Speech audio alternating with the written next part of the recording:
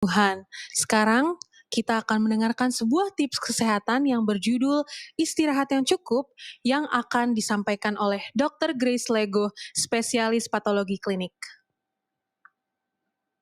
Shalom pemirsa Hope Channel Indonesia dimanapun Anda berada. Senang sekali menjumpai Anda kembali bersama Rumah Sakit Advent Bandung dalam program Hidup Sehat. Dan kali ini saya akan membahas tentang istirahat yang cukup yang merupakan hukum yang kedua dari 10 hukum hidup sehat yang merupakan obat alami pemberian Tuhan. Dan para pemirsa, saya yakin banyak yang sudah mengetahui, mendengar, bahkan membaca bahwa secara ilmiah tidur yang cukup sangat penting untuk kesehatan. Ini beberapa penelitian yang bisa kita lihat yang melibatkan begitu banyak orang sehingga akhirnya direkomendasikan bahwa tidur yang optimal bagi orang dewasa adalah 7-8 jam setiap hari. Dan ini ada penelitian skala besar, meta-analisis, di mana kurang tidur dianggap 6 jam atau kurang. Jadi kurang dari 6 jam. Resiko hipertensi lebih tinggi, resiko kegemukan atau obesitas lebih tinggi, resiko diabetes mellitus sampai 2,5 kali lipat lebih tinggi. Kemudian kekebalan tubuh, dan ini dia. Ditemukan bahwa orang yang kurang tidur lebih dari 1 tahun, maka depresi akan meningkat lebih dari 40 kali. Itulah sebabnya, seperti yang saya sudah sampaikan tadi, bahwa rekomendasi WHO adalah tidur 8 jam atau 7 jam setiap hari. Itulah yang optimal untuk menjaga kesehatan kita. Meskipun saat ini, apalagi di masa pandemi ini, workaholic itu identik dengan kesuksesan. Persaingan menjadi ciri khas generasi saat ini. Yang lambat dianggap tertinggal. Istirahat 7-8 jam, Pak, membuang waktu. Sehingga mungkin bagi Anda, para pemirsa, 4 jam istirahat setiap hari dianggap cukup. Tapi mari kita lihat. Apa yang Anda mungkin tidak tahu sedang membunuh Anda perlahan-lahan. Ini adalah judul buku dari Dr. Don Colbert, tapi bukan itu yang akan saya bahas. Akan tetapi ini dia, ini boleh dikata sedikit kesimpulan dari pembahasan pada saat ini, yaitu kurang istirahat atau kurang tidur berperan penting terhadap serangan jantung, kanker, obesitas, diabetes, dan banyak hal lain termasuk depresi. Dan kalau kita lihat 7 atau 8 jam itu menggunakan sepertiga dari total waktu yang Tuhan percayakan kepada setiap manusia, yaitu 24 jam sehari. Dan itu berarti kalau dia 60 tahun, 20 tahun dia paling kurang harusnya ada di tempat tidur. Dari segi kuantitas, apakah itu menunjukkan hal yang kurang penting? Tentu tidak. Ini menunjukkan bahwa tidur merupakan hal yang penting. Dan kita mungkin sudah sering mendengar tentang ritme sirkadian yang menunjukkan bahwa manusia perlu istirahat. Siklus sepanjang hari yang ditentukan oleh gelap dan terang. Ternyata metabolisme dan sistem di dalam tubuh kita dipengaruhi oleh malam atau oleh siang, gelap atau terang. Kita bisa melihat gambar ini, maaf. Gambar ini kalau kita searching atau googling dan kita akan lihat ternyata ketika kita tidur ada perbedaan produksi daripada sel-sel kekebalan tubuh atau hormon di dalam tubuh kita, dan itu adalah karya agung dari pencipta kita, yaitu Tuhan yang Maha Kuasa. Para pemirsa yang dikasihi Tuhan, Tuhan tahu bahwa kita manusia ciptaannya memerlukan istirahat, apalagi kita sudah jatuh ke dalam dosa. Kita perlu dipulihkan setiap hari sehingga Tuhan merancang tidur. Apakah Anda mengalami serangan jantung? Apakah saudara, keluarga Anda mengalami serangan jantung? Mungkin, coba lihat pola tidur kita. Mungkin Anda kurang tidur. Coba lihat ini penelitian yang dilaporkan mohon maaf, oleh Wes Youngberg dan kawan-kawan dalam buku mereka. Didapatkan bahwa terhadap penelitian 70.000 wanita, ini bukan suatu jumlah yang kecil, ditemukan bahwa tidur 5 jam. Tadi orang yang sukses, yang mau sukses saat ini menganggap 4 jam cukup. Ini tidur 5 jam, masih tambah 1 jam lagi. Ternyata ditemukan bahwa 40% dari 70.000 orang wanita ini mempunyai kemungkinan lebih tinggi terkena serangan jantung dibandingkan dengan mereka yang tidur 8 jam.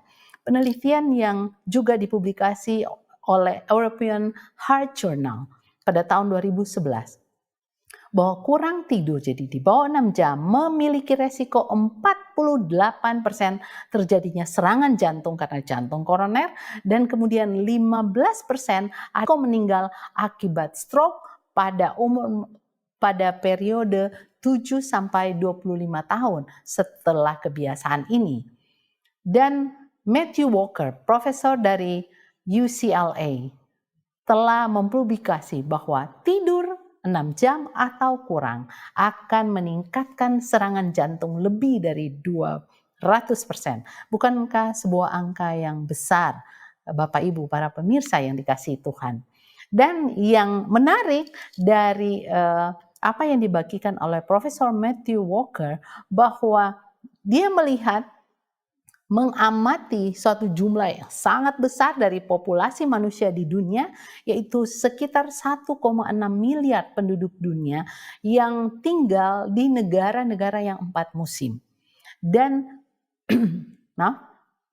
dan ditemukan bahwa pada musim semi, di mana waktu siang menjadi lebih panjang 1 jam, orang melek lebih lama 1 jam, ternyata terjadi peningkatan serangan jantung lebih dari 24%.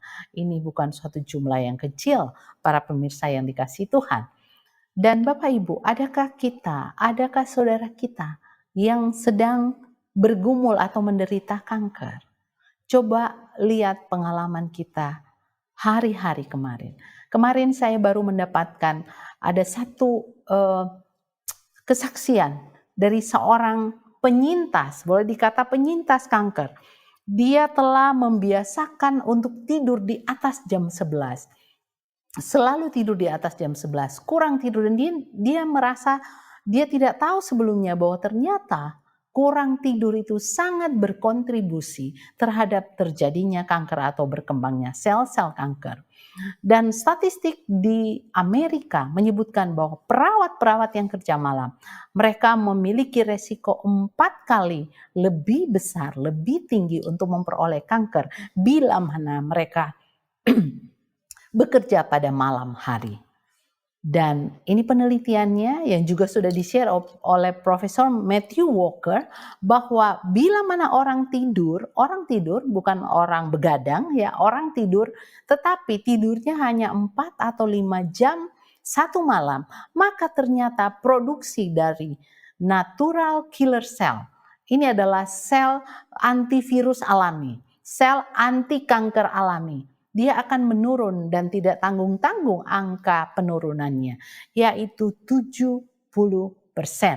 Sehingga tidak heran orang yang kurang tidur, yang tidurnya di bawah 6 jam, maka angka kanker usus, kanker prostat, kanker payudara, atau kanker yang lain akan jauh lebih tinggi dibandingkan orang dengan mempunyai kebiasaan tidur yang cukup. Para pemirsa yang dikasihi Tuhan, mari perhatikan gambar ini yang sering saya bagikan kalau saya sedang membagikan tentang istirahat yang cukup. Sel yang di paling kiri atas itu adalah sel yang normal, dan di bawahnya itu adalah natural killer cell. Jika sel kita normal, maka natural killer cell atau sel pembunuh alami ini akan tenang-tenang. Tapi jika sel tubuh kita itu berubah menjadi tidak normal, apakah karena ada virus di dalamnya, misalnya ada virus COVID yang masuk ke dalamnya, atau ada virus hepatitis atau virus apapun yang masuk ke dalam sel tubuh kita, maka natural killer cell ini akan diaktifkan. Dia akan kenal bahwa ini ada tamu yang tidak diundang, dan dia akan merusak sel tersebut sehingga virus tersebut tidak akan berkembang biak. Tapi ini sekarang kita sedang berbicara tentang cancer. Hal yang sama, sistem atau mekanisme yang serupa akan dilakukan oleh natural killer cell, bahwa dia akan mengenali sel yang sudah berubah menjadi sel kanker atau sel ganas sehingga dia akan memusnahkan. Jadi kita bayangkan kalau kita kurang tidur, kemudian tadi 70% terjadi penurunan, berarti kalau kita sedang dapat virus, COVID-19 misalnya, kemudian kita tidak tidur cukup dalam waktu beberapa saat sebelum kita terpapar dengan virus COVID, tidak heran maka kita akan kalah, kita akan terpapar dengan virus tersebut. Demikian juga halnya bila mana sel-sel tubuh kita oleh karena kita makan tidak sehat, oleh karena stres yang tinggi, pikiran-pikiran yang negatif kemudian berubah, sel tersebut menjadi sel kanker, kemudian ditambah kita kurang tidur, maka gantinya sel natural killer itu akan memusnahkan sel yang sudah berubah ini, maka hal itu tidak akan terjadi oleh karena mungkin sangat sedikit atau lebih banyak sel yang bertumbuh jadi kanker dibandingkan sel natural killer karena terjadi penurunan produksi. Dan ini dia, hati yang tidak gembira, hati yang negatif, pikiran-pikiran yang negatif akan menekan produksi natural killer yang terjadi pada malam hari. Itulah sebabnya WHO kemudian memberikan pernyataan bahwa bekerja pada malam hari itu adalah karsinogen atau hal yang akan menyebabkan kanker, sehingga direkomendasikan tidur 8 jam. Tetapi apa bahaya yang terburuk yang saya sebagai manusia dewasa akan bisa diperoleh? Bahaya terburuk apa? Ternyata bahaya terburuk yang orang kurang sadari adalah terjadinya penurunan fungsi otak jika kita kurang tidur dalam jangka waktu yang lama. Bagaimana bisa? Para pemirsa yang dikasihi Tuhan, di dalam otak kita ternyata setiap hari ada satu protein sampah yang dikeluarkan, dihasilkan oleh karena otak kita atau sel-sel otak kita bekerja, yang namanya beta amyloid. Protein ini harus dibersihkan, dan bila mana kita tidur, maka pembersihan itu akan terjadi. Sehingga kerusakan otak, sel-sel otak itu akan bisa dicegah. Tetapi jika kita tidak tidur, maka protein sampah ini atau beta amyloid yang juga disebut dengan protein Alzheimer itu ada di sana. Dan protein ini akan mengendap seperti kerak dan akan merusak elastisitas daripada sel-sel otak. Sehingga salah satu fungsi utama dari sel otak adalah untuk mengingat atau memori. Tetapi oleh karena adanya protein sampah ini, maka kemampuan untuk mengingat akan menurun. Itulah sebabnya salah satu fungsi yang penting pada malam hari ketika kita tidur adalah dibersihkannya protein sampah ini. Jadi jangan lupa, bahaya paling buruk yang dapat kita peroleh jika kita tidak tidur teratur, tidak tidur cukup dalam waktu yang lama, akan terjadi penurunan daya ingat. Bagaimana dengan diabetes? Apakah saudara saat ini sedang bergumul, sedang mengalami sakit diabetes? Coba lihat. Mungkin Anda kurang tidur. Karena ternyata kita tahu bahwa komorbid yang paling sering atau penyakit penyerta yang menyebabkan perburukan pada pandemi COVID ini paling tinggi adalah diabetes mellitus. Dan coba lihat diabetes mellitus dengan tidur. Ternyata dari berbagai mekanisme kalau kita lihat di dalam alur ini akan terjadi diabetes pada satu saat nanti. Bisa terjadi perburukan atau menjadi berat oleh karena kita lihat bahwa ternyata akan ada metabolisme lemak yang jadi ngaco. Kemudian orang akan mudah lebih gemuk kalau tidak tidur pada malam hari. Demikian juga akan terjadi peningkatan hormon-hormon stres yang akan meningkatkan gula darah. Jadi tidur adalah obat untuk membuat gula darah itu normal, boleh dikata obat alamiah.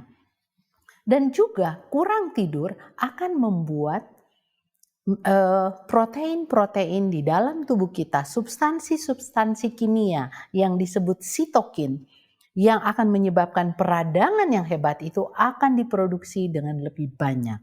Itulah sebabnya jika kita tidak tidur cukup dalam waktu yang lama, tidak heran satu saat mungkin kita akan mengalami diabetes. Dan mari kita lihat ini ada satu gambar bahwa orang yang diabetes, maka tempat nempel virus COVID-19 itu akan lebih banyak. Dan tempat nempelnya ini ada di mana-mana. Di dalam tubuh kita termasuk jantung dan di pankreas, di mana insulin itu diproduksi. Jadi Bapak Ibu, pemirsa yang dikasihi Tuhan, tidur atau istirahat itu sangat penting. Mengapa? Sudah ada bukti di alam dari ciptaan Tuhan bahwa ada mekanisme siklus terang dan gelap. Malam digunakan untuk tidur, dan tidur pada malam hari merupakan pengontrol gula darah, pengontrol tekanan darah yang alami. Gak perlu kita beli. Kita hanya naik ke tempat tidur kemudian kita tidur. Yang kedua, pada malam hari diproduksi sel pembunuh alami atau natural killer cell. Kemudian pada malam hari hormon melatonin yang nanti akan saya sedikit jelaskan sebentar setelah slide ini. Kemudian pada malam hari ada hormon pertumbuhan atau growth hormone yang akan menolong mereparasi sel-sel tubuh kita yang rusak, yang akan menolong produksi antibodi bila mana kita terpapar oleh satu penyakit termasuk virus. Dan pada malam hari diproduksi hormon prolaktin yang juga membantu peran atau tugas daripada growth hormone atau hormon pertumbuhan yang sangat penting. Jadi kebiasaan tidur yang cukup akan menjadikan gula darah atau tekanan darah kita terkontrol. Jadi penting sekali hukum yang kedua dari 10 hukum kesehatan. Dan apa yang Tuhan lakukan pada malam hari ketika kita tidur yang akan berperan untuk membuat kita terbebas atau terjaga daripada berbagai kuman penyakit? Nih dia. Pada saat kita tidur malam, tadi saya sudah sebutkan tentang adanya natural killer cell, ternyata itu diproduksi kalau kita tidur cepat. Kalau kita tidur jam 9, mulai jam 9, jam 10. Akan terjadi penurunan yang sangat tinggi bila mana kita tidur lebih dari jam 10 atau jam 11, apalagi tidur sesudah tengah malam.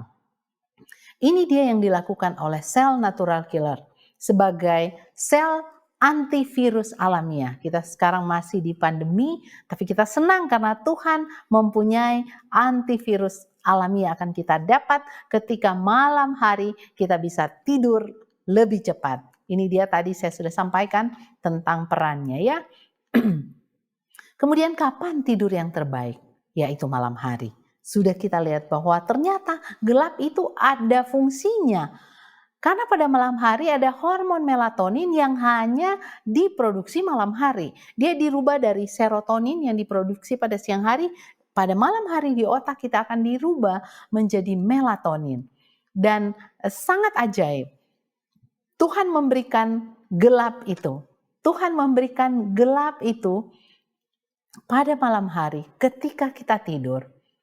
Dan mata kita kalau kita tutup dan cukup gelap. Jadi semakin gelap semakin baik. Ternyata perubahan serotonin menjadi hormon melatonin ini semakin baik. Semakin optimal. Dan kita tahu apa fungsi melatonin ini banyak banget. Melatonin itu akan membuat kita segar. Melatonin itu akan membuat kolesterol, tekanan darah ini ternyata akan turun. Kemudian dia juga bersifat sebagai anti radikal bebas. Jadi anti inflamasi sehingga akan mencegah atau melawan tumor, merupakan hormon awet muda. Ya, selain growth hormone. Dan kemudian meningkatkan sistem kekebalan tubuh. Selain itu ada yang penting, yaitu ini dia tadi. Saya sampaikan tadi bahwa ada protein sampah di otak, yaitu protein beta amyloid. Ternyata melatonin ini kalau ada sampah di otak yaitu protein beta amyloid ini, melatonin akan melindungi. Kalau ada sel-sel yang sudah ada kerak di si beta amyloid ini, dia akan melindungi sel otak kita dari kerusakan sehingga hormon melatonin yang diproduksi ketika kita tidur malam itu akan menolong supaya otak kita tetap berfungsi dengan baik.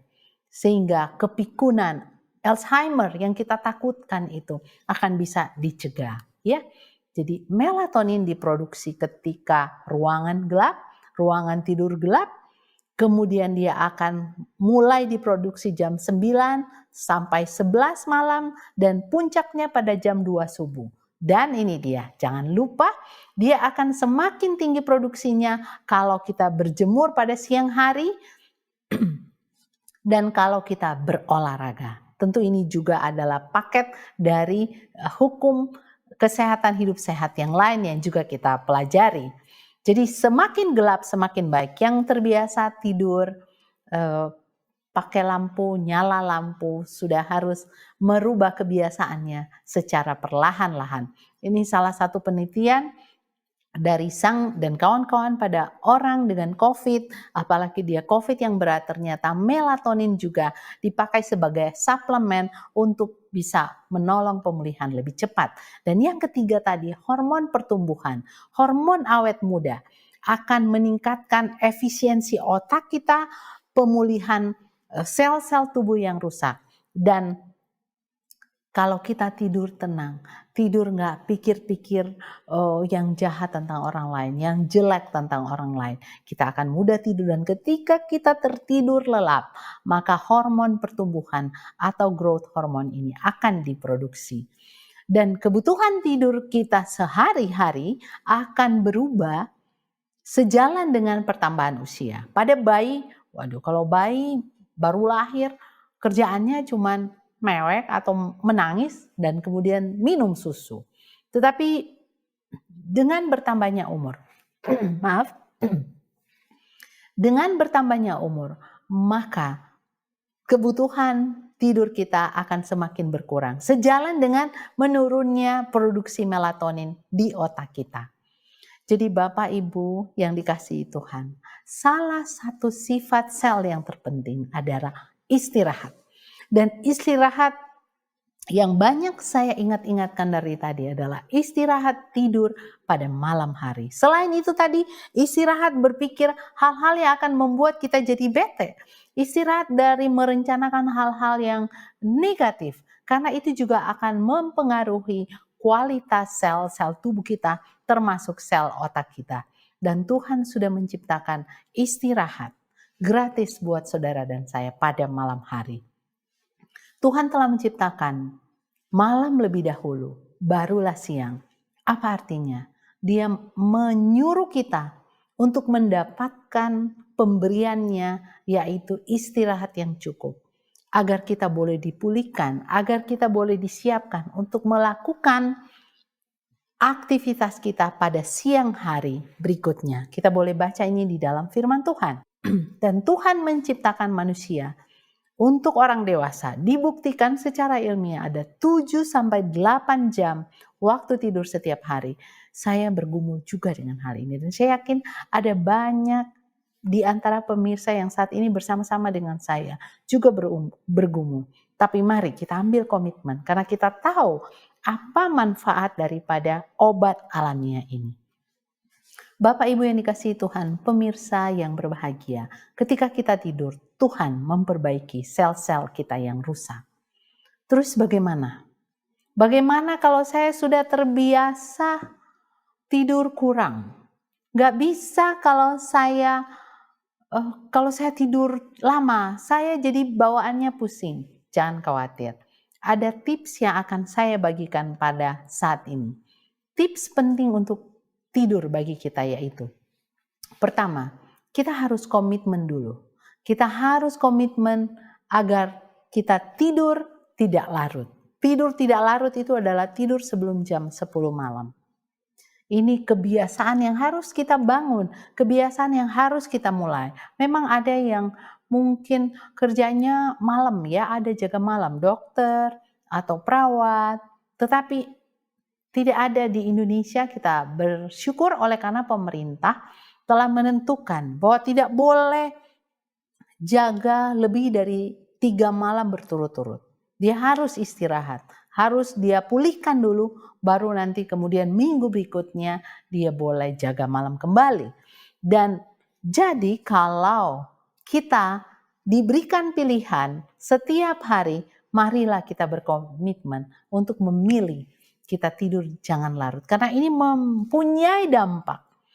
Penyakit-penyakit yang menakutkan buat kita, penyakit-penyakit yang bisa kapan saja akan merenggut nyawa kita, akan menjadi ancaman bila mana kita tidak tidur cukup setiap hari. Jadi pertama adalah komitmen.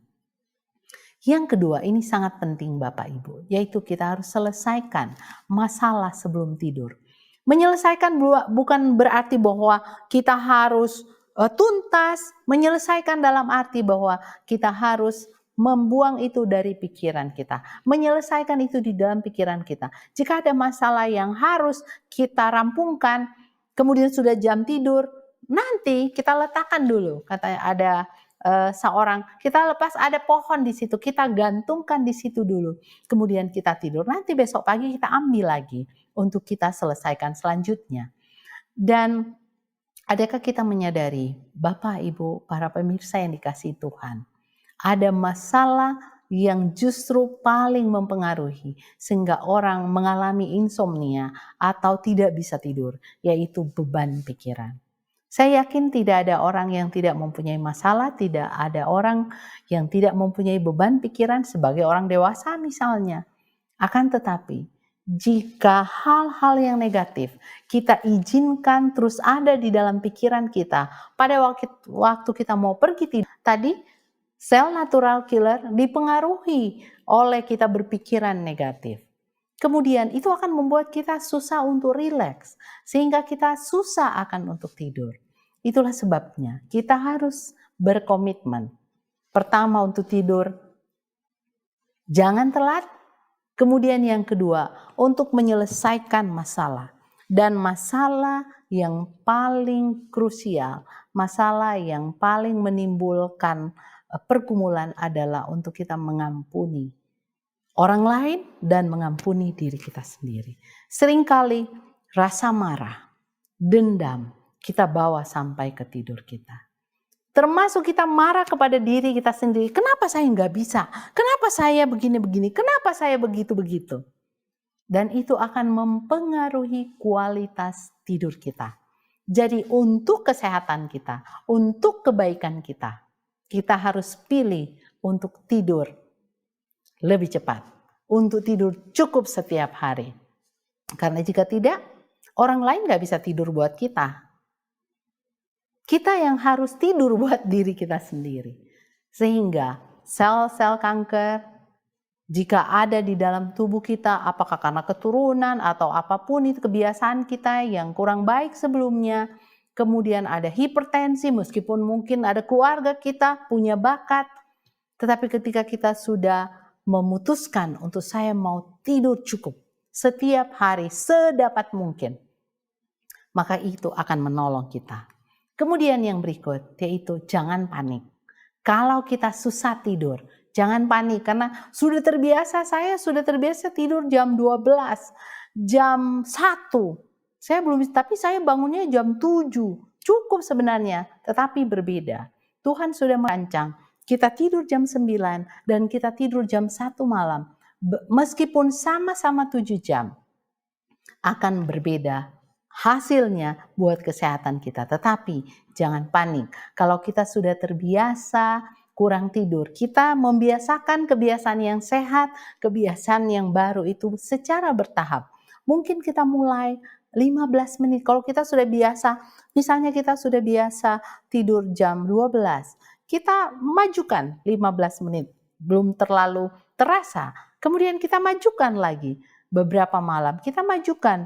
Dan seterusnya sampai kita sudah tidur paling tidak di bawah jam 10. Jadi jangan panik karena kalau panik malah kita nggak akan bisa tertidur. Kita akan bolak-balik, kita akan putar sini sana untuk bisa tertidur. Jadi tips yang ketiga yaitu kita jangan panik kalau kita sedang membiasakan untuk tidur cukup, tidur lebih cepat setiap malam. Jangan panik kalau kita punya masalah yang sukar kita lepaskan karena ada tips yang keempat yang saya pikir dan saya yakin sangat penting, yaitu kita harus berbicara dengan Tuhan.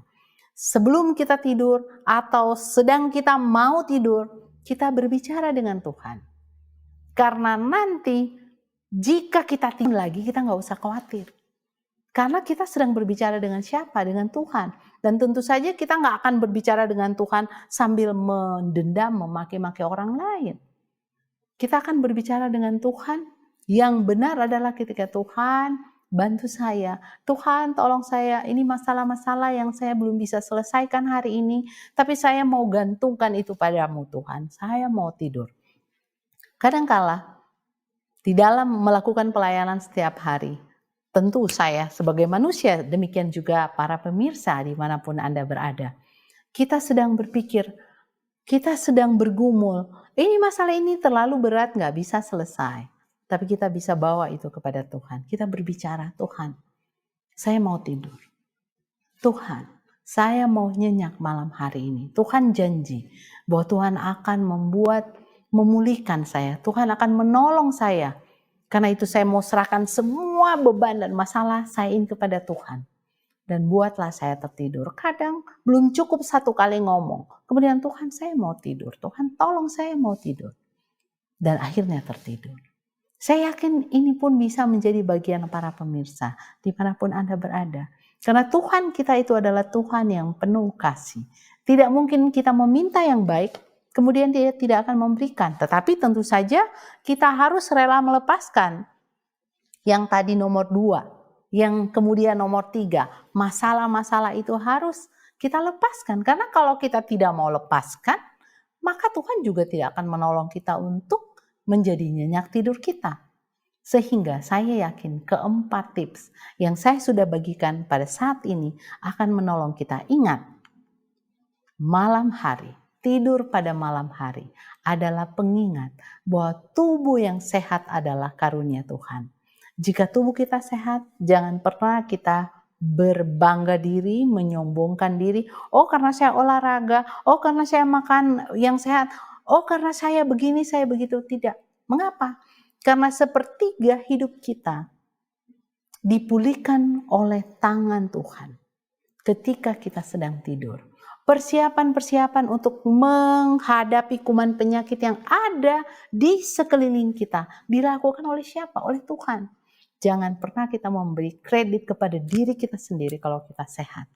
Malam hari, saat dimana kita tidur adalah pengingat harian yang sangat baik untuk kita perhatikan bahwa tubuh yang sehat adalah karunia Tuhan.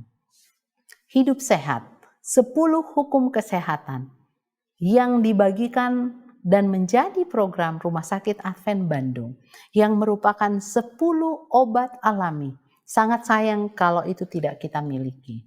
Saya terus bergumul, saya yakin Bapak Ibu, pemirsa sekalian juga bergumul, tetapi untuk kepentingan kita, mari kita pilih untuk tidur yang cukup setiap hari, sehingga kita bisa terbebas, kita bisa terhindar dari penyakit-penyakit yang mematikan seperti serangan jantung, kemudian hipertensi, diabetes, penyakit kanker, dan tentu saja disertai oleh obat-obat alamiah yang lain. Kiranya Tuhan akan menolong Bapak Ibu para pemirsa yang dikasihi Tuhan untuk tetap sehat, kita semua tetap sehat, karena hidup sehat adalah sesuatu yang sangat berharga yang akan membuat kualitas hidup kita akan semakin baik. Kiranya Tuhan memberkati kita semuanya.